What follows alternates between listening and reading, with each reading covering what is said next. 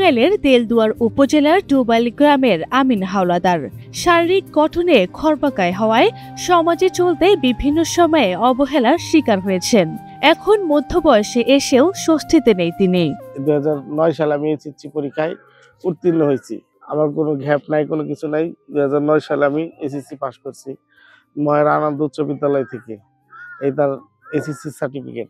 তারপর 2011 সালে আমি করুটা HM institution school and college, ওখান থেকে আমি 2011 সালে আমার ইন্টার কমপ্লিট করছি। এই তার সার্টিফিকেট। এবং আমি 2011-12 শিক্ষাবর্ষে আমি সেকেন্ড ডিভিশন পেয়ে আমি ডিগ্রি কমপ্লিট করেছি। এই তার ডিগ্রির সার্টিফিকেট। রেলওয়েতে অ্যাপ্লিকেশন করছিলাম, চাকরিটা হয় নাই। বিয়ে করেছেন, সন্তানও আছে তার, তবে পরিবারে নেই সচ্ছলতা। কষ্ট আর সংগ্রামের জীবনে তিনি বুঝেছিলেন লেখাপড়ার মূল্য, যে কারণে চালিয়ে গেছেন পড়াশোনা। টাঙ্গাইলের করটিয়ার সাদত কলেজ থেকে ডিগ্রি পাশ করেছেন তিনি, তবে শিক্ষার আলো তার জীবনে স্থায়ীভাবে আলোর সন্ধান দিতে পারেননি। পড়াশোনা করলেও চাকরি পাননি তিনি। আমি আমিন হাওলাদার, আমার বাবা আব্দুর রাজ্জাক হাওলাদার, আমার মা আমেলা বেগম। আমার বাবা এবং মা দুজনেই আমার মতো শারীরিক প্রতিবন্ধী, কোনো কাজকর্ম করতে পারে নাই। মানুষের দ্বারে দ্বারে সাহায্য করে এনে গ্রামের মানুষের সহযোগিতায় খুব কষ্ট করে আমাকে পড়াশোনা করিয়েছে। আমি এখন ডিগ্রি পাস করছি। স্ত্রী সন্তান সহ 3 সদস্যের সংসার আমিনের। চাকরি না পেয়ে সংসার চালাতে এখন তিনি অটোরিকশা চালান। একবেলা খাই, একবেলা না খেয়ে থাকি।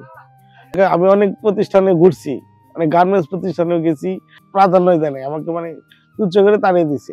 না, তুমি প্রতিবন্ধী মানুষ, তুমি কিসে কাজ করো? আমার তো চলতে হবে, আমি এখন কি করব? পরে একটা অটো চালাচ্ছি এখন, তাও আমার জন্য খুব মানে ঝুঁকিপূর্ণ হয়ে যায়।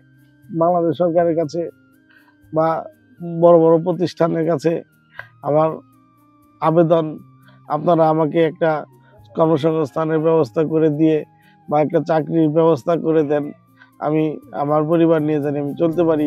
চিকিৎসার অভাবে মারা গেছে আমিনের 2 নবজাতক শিশু সন্তান। একমাত্র জীবিত সন্তানটির ভবিষ্যৎ নিয়ে এখন অনিশ্চয়তা। আমার 2টা বাচ্চা চিকিৎসার অভাবে মারা গিয়েছে, আর একটা বাচ্চা জীবিত আছে। এই জীবিত বাচ্চা লালন পালন করতে খুব কষ্ট। আমার হাজবেন্ডের যদি একটা চাকরির ব্যবস্থা হয়, তাহলে আমরা অনেক শান্তিতে আমরা বাচ্চাটাকে মানুষ করতে পারি, আমরা ভালোভাবে চলতে পারি।